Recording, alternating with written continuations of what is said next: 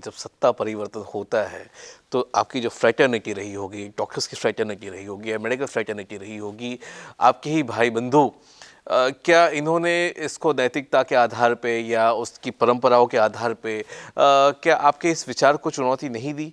क्या आपने क्योंकि इस तरह से भी सिखाना, क्योंकि आज भी हम जब देखते हैं गूगल ने जैसे एक या फिर इंटरनेट ने डेमोक्रेटाइज कर दिया इन्फॉर्मेशन को, अब तक डेमोक्रेटाइज कर दिया मेडिकल स्किल्स को कुछ हद तक, तो क्या ये आपकी डॉक्टरों की जो फ्रेटर्निटी है उससे किस तरह का आपको प्रतिक्रियाएं मिली?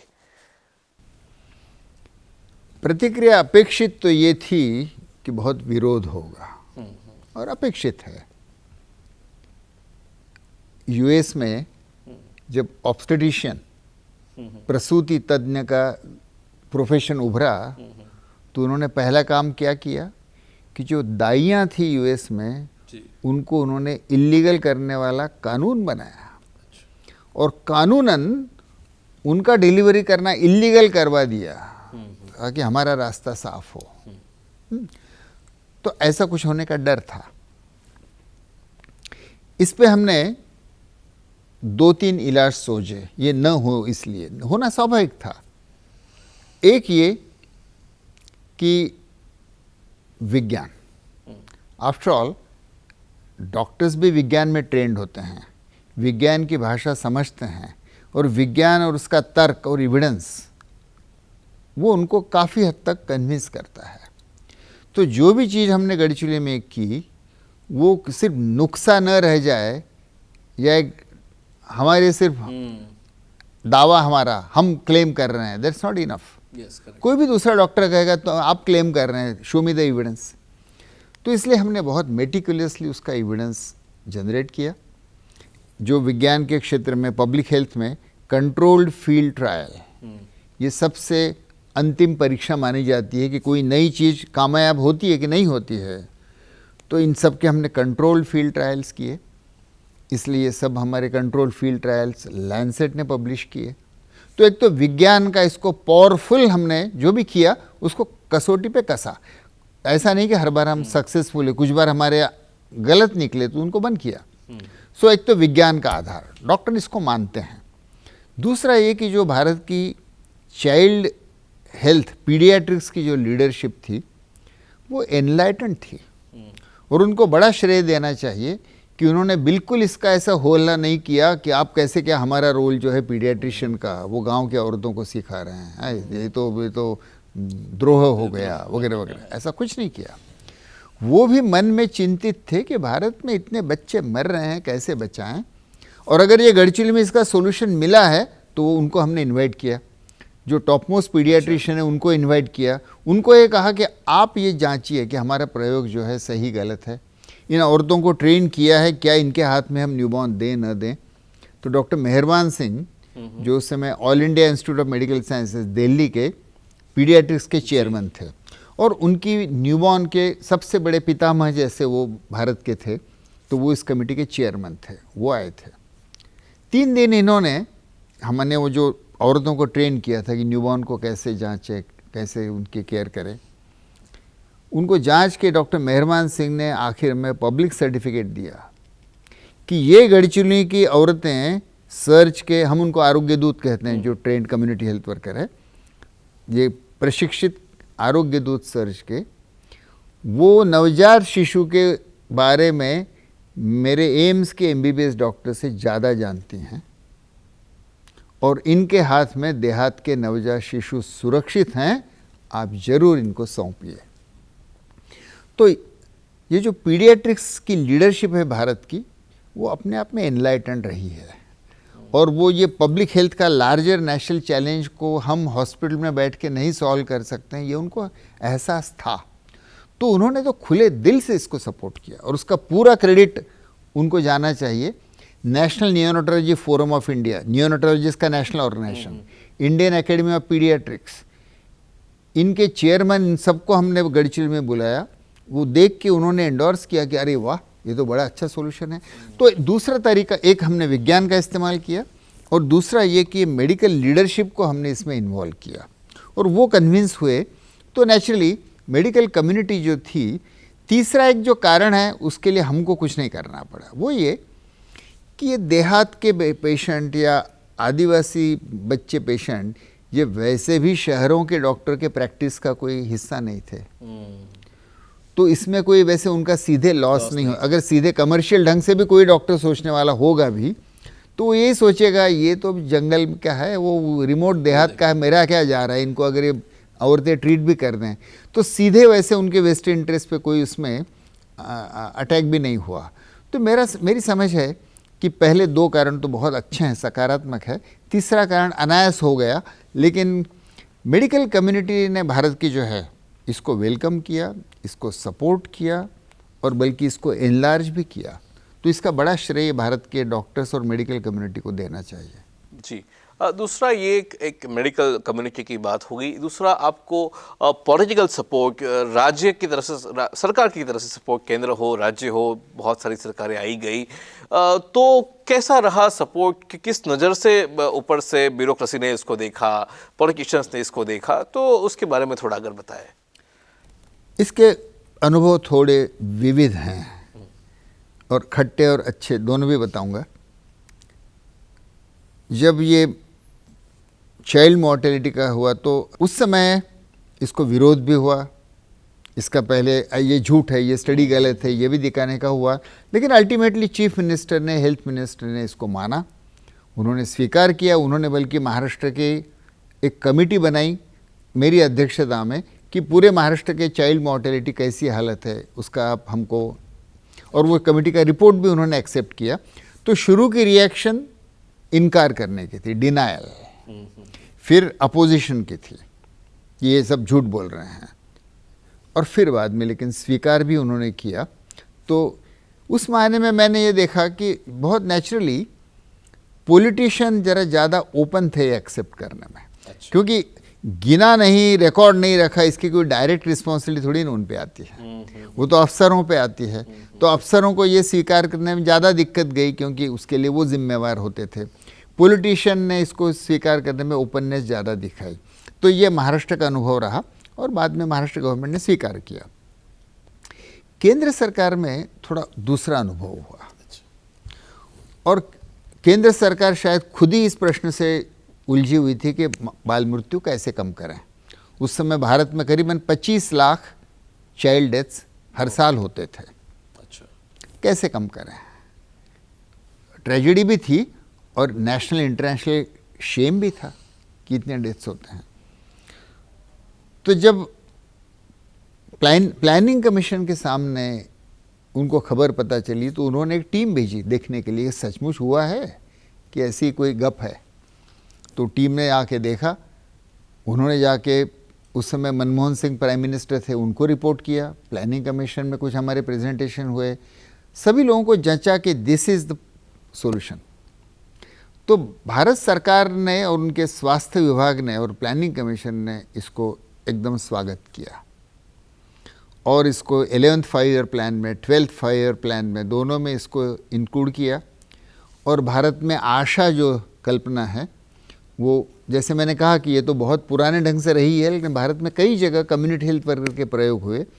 तो आशा कुछ हद तक गढ़चिली के हमारे प्रयोगों पे आधारित है, और आशा को ये न्यूमोनिया और न्यूबॉर्न केयर सिखाने का तय हुआ, और भारत के 8 लाख आशाओं को ये सिखाने के लिए हमको स्ट्रेटेजी बनाने का कहा गया, और इवेंचुअली 2 साल के काम में आखिर भारत के 8 लाख आशाओं का ये ट्रेनिंग हुआ। तो भारत सरकार ने इसका स्वागत किया, इसका इस्तेमाल किया, इसका व्यापकीकरण किया, और आज भारत में 10 लाख आशाएं हैं। और जो पहले लोग उसके बारे में बहुत शक किया करते थे कि अरे ये तो देहात की सेमी लिटरेट औरत, ये क्या करेगी, आज तो मैं कहूँगा भारत के ग्रामीण स्वास्थ्य सेवा का बिल्कुल बेस जो है वो आशा और वो नर्स ये बनाते हैं। तो वो आशा के उसकी स्थापना 2006 में और आशा को ये कौशल्य ट्रांसफ़र करना, ये भारत सरकार ने बड़े रेडिकल कदम उठाए ऐसा मैं मानता हूँ, और बहुत सही कदम उठाए। आप देखिए अगर आशा नहीं होती तो कोविड में भारत की हालत क्या होती है। भारत के गांव-गांव में कोविड का वैक्सीन पहुंचाने का सबसे बड़ा श्रेय आशा और इन नर्सेस को है। इसी के कारण करीबन 1 अरब लोगों को हम वैक्सीनेट कर पाए। तो ये भारत सरकार का बड़ा सही कदम था कि ये गांव में, हर गांव में एक आशा होनी चाहिए। और उसका एक नमूना गढ़चिल में जो हमने पहले किया था वो एक नमूना था। छत्तीसगढ़ में एक मितानिन नाम का प्रोग्राम हुआ था, वो दूसरा नमूना था। तो ऐसे कुछ उदाहरणों पे आशा प्रोग्राम आधारित था। तो जैसे मैंने कहा कि अगर आप सरकार को इस ढंग से पेश करते हैं कि आप फेल हुए, जैसे हमने किया चाइल्ड मोर्टेलिटी केस में कि आप बहुत कम गिन रहे हैं, सचमुच में बहुत ज़्यादा है, तो नेचुरली सरकार की पहली रिएक्शन थोड़ी डिफेंसिव हुई। बाद में उन्होंने स्वीकारा। यहाँ पे हमने उनको सोल्यूशन ही पेश किया केंद्र सरकार को, और वो खोज रहे थे कि क्या सोल्यूशन, तो उनको बड़ा टाइम लिए सोल्यूशन मिला, तो उन्होंने इसको स्वीकार भी किया और एनलार्ज भी किया। जी, बहुत अच्छी बात बताई आपने।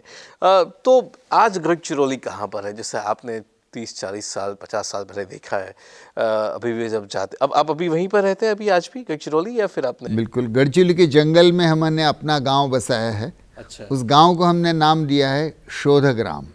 अच्छा। गांधी जी का सेवाग्राम था। हाँ। जहां मैं पला बढ़ा हुआ, वहां से ये हम खोज करने वाला गांव है ये, कि गांव में, भारत के गांव में स्वास्थ्य सेवा कैसी पहुंचे, अच्छा, इसकी खोज करने वाला गांव, ये हमारा शोधग्राम। तो हम शोधग्राम में रहते हैं, जंगल में, आजू बाजू में आदिवासी गांव हैं।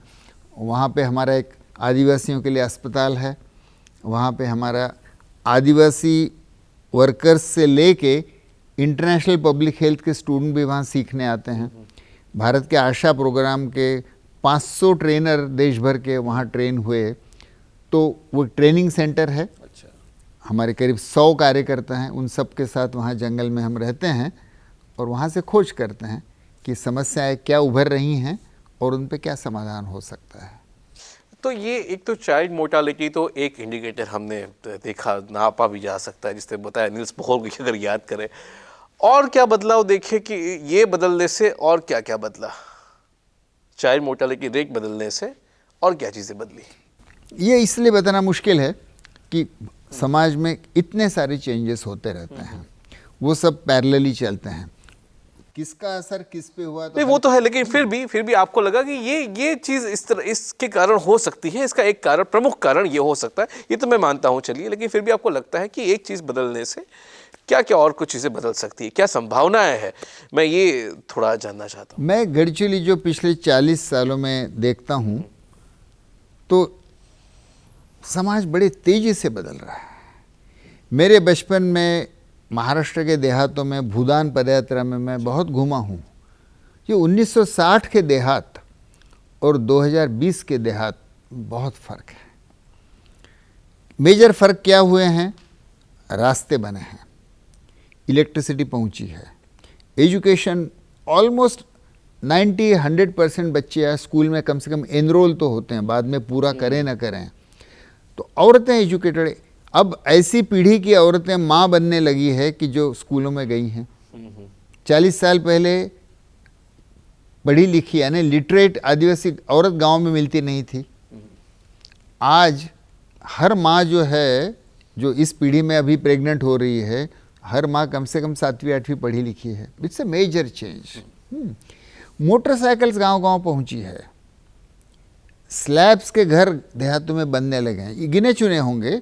देहातों में ट्रैक्टर पहुंचने लगे हैं, टीवी पहुंचने लगे हैं, मोबाइल फ़ोन तो हर 50% फैमिलीज़ में, इवन ट्राइबल एरिया में मोबाइल फ़ोन है। और ये जो यंग जनरेशन है, ये तो मोबाइल फ़ोन के बगैर जी ही नहीं सकती है। तो हर ट्राइबल एडोलेसेंट और यूथ के पास में मोबाइल फ़ोन है। और मोबाइल फ़ोन क्या है, दुनिया का पहुंचने की खिड़की उनको मिल गई। तो उसका अच्छा बुरा दोनों असर होता है।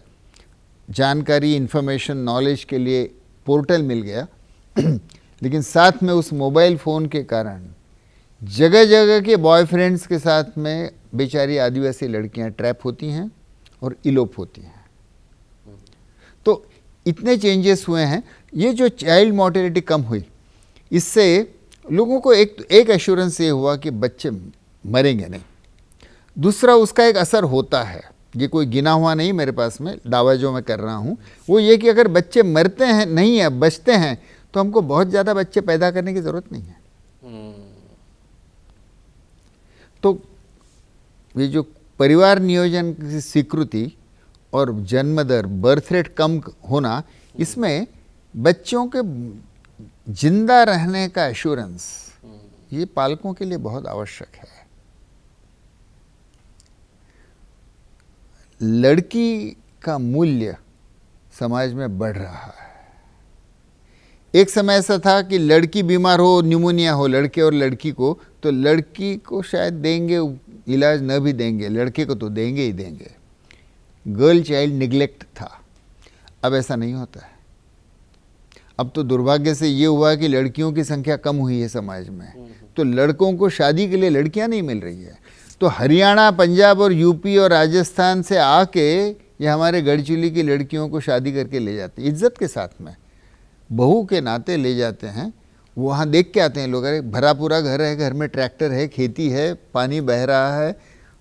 तो समाज चेंजेस तो इतने आ रहे हैं कि जैसे सभी दिशाओं में समाज तेजी से बदल रहा है। जी, अब अंतिम चरण में है संवाद के। मैं आपसे पूछना चाहूँगा कि आपने तो गढ़चिरौली को बहुत कुछ दिया, आपने रानी जी ने, आपको गढ़चिरौली ने क्या दिया? आप वहाँ से क्या सीखे? बड़ा सुंदर सवाल है। एक तो देखिए,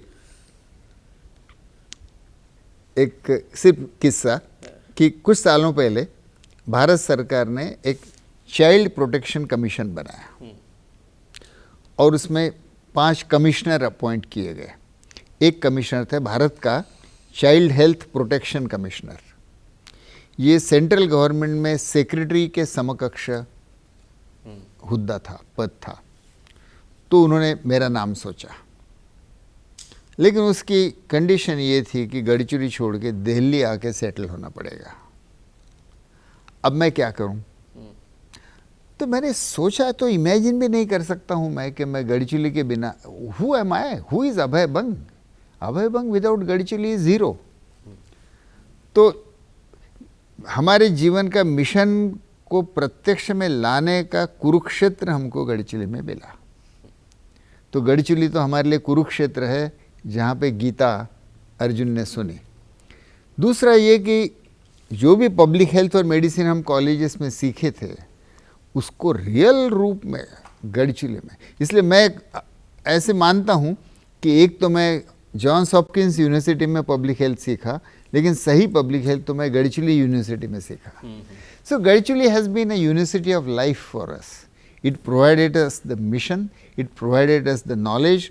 उसने हमको कुरुक्षेत्र दिया काम करने के लिए, और लोगों ने हमारी सेवा का स्वीकार किया और बहुत बहुत प्रेम दिया, गजब का प्रेम दिया। शराब के खिलाफ हम जब लड़ रहे थे, तो शराब का जो वहाँ का माफिया था, उन्होंने हमको डेथ थ्रेट दिया। तो आदिवासी जो वहाँ के गांव-गांव के लोग थे इकट्ठा हुए और उन्होंने जाके उनको कहा कि देखिए, वहाँ का जो गोंड आदिवासी है वैसे शांतता प्रिय है, वो वैसे बवाल करने वाला हिंसक नहीं है। तो उन्होंने कहा हम इन जनरल तो शांत हैं, लेकिन आपने अगर ये अभय और रानी बंग के शरीर को टच भी किया तो पूरा गढ़चिरौली शहर में आप में से एक भी नहीं रह पाएगा। तो मैं जब सोचता हूँ तो मेरा दिल भर आता है कि कितना प्रेम, इससे ज़्यादा क्या चाहिए। और एक आखिरी सवाल, इतनी भावुक यात्रा हो चुकी है, लेकिन जो युवा दर्शक देख रहा है, युवा डॉक्टर खासतौर पे देख रहा है, या हेल्थ के सेक्टर में जुड़ा हुआ, वो नर्स भी हो, कोई भी देख रहा है, उनसे आप क्या कहेंगे? देखिए, मैं ये कहना चाहूँगा कि ज़िंदगी एक ही बार मिलती है, ये बहुत मूल्यवान है। ज़िंदगी आपके पास एक ही है और दुनिया में पैसा तो खरबों में पड़ा है, तो ज़्यादा मूल्यवान क्या है? जो तेरे पास एक ही है वो ज़्यादा मूल्यवान है। तो ये एक ज़िंदगी को पैसे के साथ सौदा मत कर, ये बेवकूफ़ी का सौदा होगा, ये हारने वाला सौदा होगा कि तू अपनी ज़िंदगी पैसे के लिए एक्सचेंज कर दे, उसके लिए उसको गिरवी रख दे। तो इस ज़िंदगी को पैसे से ज़्यादा कोई ऊंचा मकसद होना और वो मकसद ढूंढना, ये हर इंसान का इसका कर्तव्य भी है और उसका अधिकार भी है कि मैं मेरे जीवन को मकसद प्रदान करूं। इस दुनिया के थिएटर में, स्टेज पे मैं एक ही बार आया हूं, यहाँ वंस मोर नहीं है। इस एक बार में मैं क्या कर जाऊं कि ज़िंदगी पर्पसफुल रही। तो पैसा तो हर एक को चाहिए, खाना पीना, रोजी रोटी, कपड़ा सभी को चाहिए, तो वो कोई गुनाह थोड़ी ना है। लेकिन एक लिमिट के बाद में पैसे से कुछ नहीं है, वैल्यू एडिशन नहीं होती है। लेकिन अगर पर्पज़ ही न हो तो पूरा पैसा और पूरी ज़िंदगी फ्यूटाइल हो जाती है। तो कहीं तो भी थोड़ा रुक के ये सोचना चाहिए कि अगर वंस मोर नहीं है तो इस एक ही लाइफ में मैं क्या कर लूँ।